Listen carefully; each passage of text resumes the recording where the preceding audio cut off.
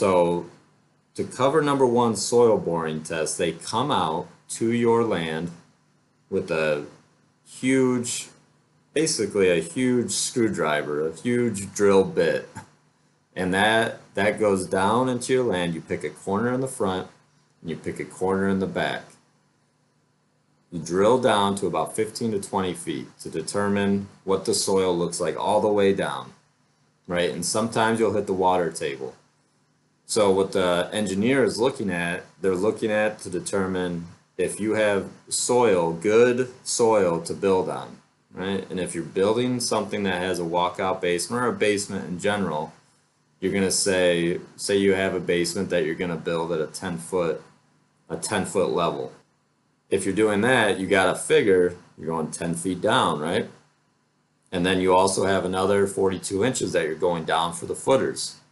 So you have about 14 feet, right, to go all the way down. You want to make sure there's solid ground there. So 14 feet down.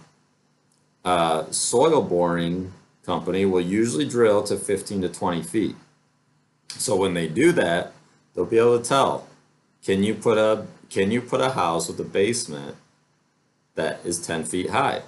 Yes or no? Or is the water table high, right? If you want to be at least 1 to 2 feet from the water table. If you're a little bit closer than that, you could have issues, right? You may, if you're close to the water table or if you're sitting right on that water table, you may need to do dewatering while you're building the structure.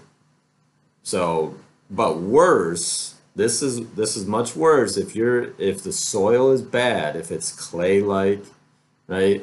If it's not the type of soil you want that you need to bear the weight of the house, then you may need to install something like a helical pier or wood piles, and those are tens of thousands of dollars to install. So a soil boring normally in Michigan, in my area, is around $2,500 to $4,000 to $5,000 depending on who you go with. So on average in the $3,000 range.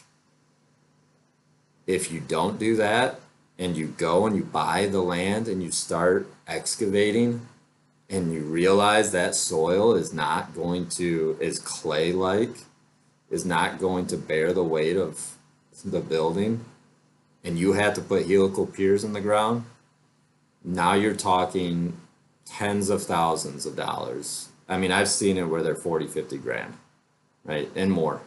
So that's very important to understand that where your building envelope is going to be, that the soil is strong enough to bear the weight of the building.